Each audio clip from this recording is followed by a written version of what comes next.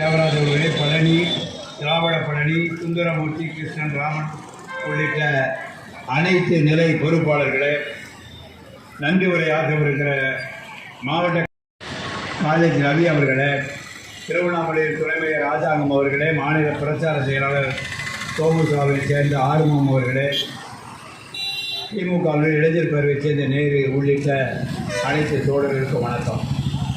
இன்றைக்கு தமிழகம் எங்குமுள்ள மாநில மாவட்ட தலைநகர் கண்டன ஆர்ப்பாட்டங்கள் நடைபெற்றுக் கொண்டிருக்கிறது. எதற்காக இந்த கண்டன ஆர்ப்பாட்டம் நடைபெறுகிறது என்று சொன்னால், உச்சநீதிமன்றத்துடைய தலைமை நீதிபதியாக இருக்கிற மாண்புமை கவாய் அவர்கள் மீது ஒரு வழக்கறிஞர் செருப்பை தூக்கி வைத்திருக்கிறார். ஏன் செருப்பை தூக்கி வைத்திருக்கிறார்? அதனுடைய பின்னணி என்ன, அதனால் ஏற்பட்ட விளைவு என்ன என்று பார்க்க வேண்டும். ஆனால் அவர் செருப்பை வீசியதற்கு வருத்தப்பட்டு உச்சநீதிமன்றத்தில் தாக்கல் செய்கிறார். உச்சநீதிமன்றத்துடைய நீதிபதி சொல்லுகிறார், இது நீதிமன்றத்துக்கு பிரச்சனை, இது நீங்கள் தொழில் துறையிலே சென்று தீர்வு காண வேண்டும், வீழ்த்துவோம் என்கிற சூழ்நிலையை நாம் மேற்கொள்ள வேண்டும். உரையாற்றுவதற்கு வாய்ப்பளித்து வாய்ப்புக்கு நன்றி கூறி விடைபெறுகிறேன். நன்றி, வணக்கம். வாழ்க பெரியார், வாழ்க சுயமரியாதை.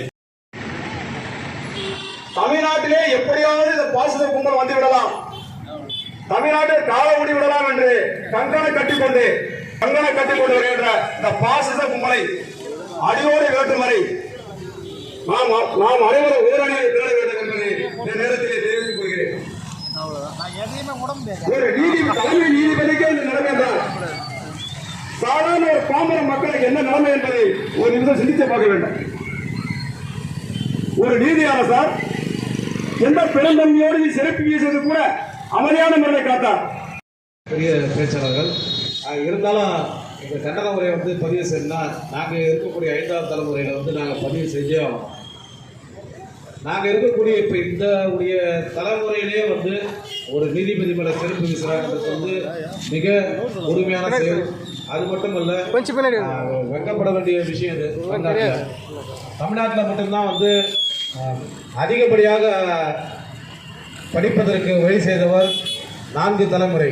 முதல் தலைமுறை தந்தை பெரியார் அவர்கள், 2ஆம் தலைமுறை பேரறிஞர் அண்ணா அவர்கள், 3ஆம் தலைமுறை டாக்டர் கலைஞர் அவர்கள், 4ஆம் தலைமுறை நம்மை எல்லாம் ஆண்டு கொண்டிருக்கக்கூடிய செருப்பு போடக்கூடாது, செருப்பு கையில் எடுத்துட்டு போகன்னு சொன்ன காலம், துண்டு போடக்கூடாது, துண்டு இடுப்பில் கட்டுன்னு சொன்ன காலம், இதெல்லாம் புறந்தள்ளப்பட்டு இப்பொழுது எல்லாருக்கும் சமம் என்று அனைவருக்கும் அனைவர் என்று சொல்லக்கூடிய இந்த ஆட்சியில் இது மாதிரி நிகழ்வு நடந்திருப்பது மிக வேதனையான விஷயம். இதை வன்மையாக கண்டிக்கிறோம்.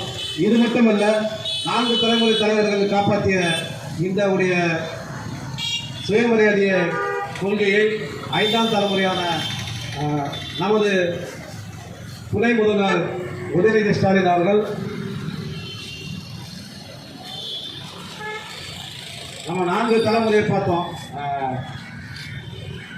4 தலைமுறையில் நான் சொன்ன மாதிரி முதல் தலைமுறை தந்தை பெரியார், 2வது தலைமுறை பேரறிஞர் அண்ணா, 3வது தலைமுறை டாக்டர் கலைஞர், 4ஆம் தலைமுறை நம்மை ஆண்டு கொண்டிருக்கக்கூடிய தமிழ்நாடு முதல்வர் மு.க. ஸ்டாலின் அவர்கள், 5ஆம் தலைமுறை. இப்போ 4 தலைமுறையை நம்மளை மிக தாங்க முடியாம தான் அந்த ஷூவை வீசினாரு.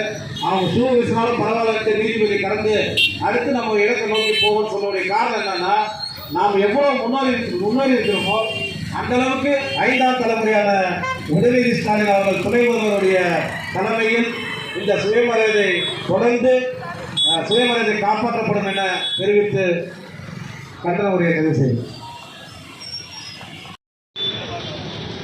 நம்முடைய திராவிட கழகத்தின் சார்பாக நடைபெற்றுக் கொண்டிருக்கக்கூடிய உச்ச நீதிமன்றத்தில் தலைமை நீதிபதியின் மீது செருப்பு வீசியதை கண்டித்து நடைபெற்றுக் கொண்டிருக்கக்கூடிய பன்னீர்செல்வம் அவர்களே, இந்த நிகழ்ச்சியிலே முன்னிலை வைக்கக்கூடிய தோழர் சுப்பராயன் அவர்களே, பஞ்சாபிச்சரம் அவர்களே, காமராஜ் அவர்களே, சுந்தர் அவர்களே, பரணிதரன் அவர்களே, சுந்தரராஜன் அவர்களே, வெங்கட்ராமன் அவர்களே, ஒரு மிக மோசமான ஒரு செயல். அதாவது இந்தியாவினுடைய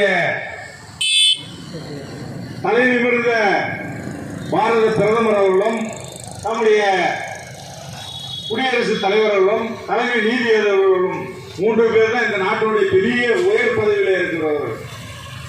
ஒரு உயர் பதவியில் இருக்கின்றவரை ஒரு உயர் ஜாதிக்காரரான ஒரு ராகேஷ் என்கின்ற ஒரு தெருநாய் செருப்பை தூக்கி அடித்திருக்கிறது என்கின்ற ஒரு கண்டனத்திற்குரிய மாபெரும் குற்ற செயலாகும்.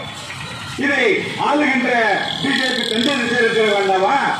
RSS கண்டித்திருக்க வேண்டாமா? இன்றைக்கு 24 மணி நேரத்தில் 20 மணி நேரம் மக்களுக்காக எடுத்துக் கொண்டிருக்கிற தலைவர் மு.க.ஸ்டாலின் தான் முதல் கண்டன அறிக்கையை வெளியிட்டார்.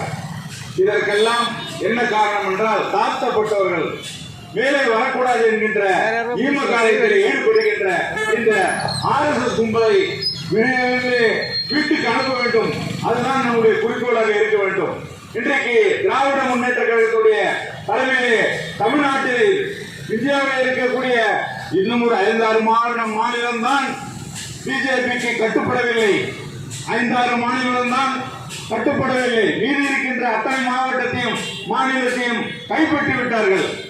இன்றைக்கு எல்லா விதத்திலும் இன்றைக்கு பிஜேபிக்கு ஒரு சின்ன சொப்பனமாக விளங்கக்கூடிய இந்த தமிழகத்திலே நம்முடைய திராவிட முன்னேற்ற கழகத்துடைய தலைவர் மு.க.ஸ்டாலின் அவர்களுடைய இந்தியா கூட்டணியிலே இருக்கக்கூடிய இந்த கூட்டணி கட்சி தோழர்களெல்லாம் இன்றைக்கு ஒன்றிணைந்து பாடுபட்டுக் கொண்டிருக்கிறார்கள். இதற்கெல்லாம் ஒரு முற்றுப்புள்ளி வைக்க வேண்டும் என்றால் 2026 நடைபெறக்கூடிய சட்டமன்ற தேர்தலிலே தமிழகத்திலே திராவிட முன்னேற்ற கழகத்துடைய தலைமையிலான இந்தியா கூட்டணியினுடைய வெற்றி வேட்பாளராக நம்முடைய முதலமைச்சர் மு.க.ஸ்டாலின் அவர்கள் மீண்டும் வெற்றி பெற்று இன்றைக்கு ஆளுகின்ற பிஜேபிக்கு ஒரு செருப்படி கொடுக்கின்ற விதமாக அவர் மீண்டும் முதலமைச்சராகி இந்த நாட்டினுடைய நீதியை நிலைநாட்டுவார். அதற்கு நாம் அனைவரும் ஒத்துழைப்பு கொடுக்க வேண்டும் என்று கூறி வாய்ப்புக்கு நன்றி விடைபெறுகிறேன். நன்றி, வணக்கம்.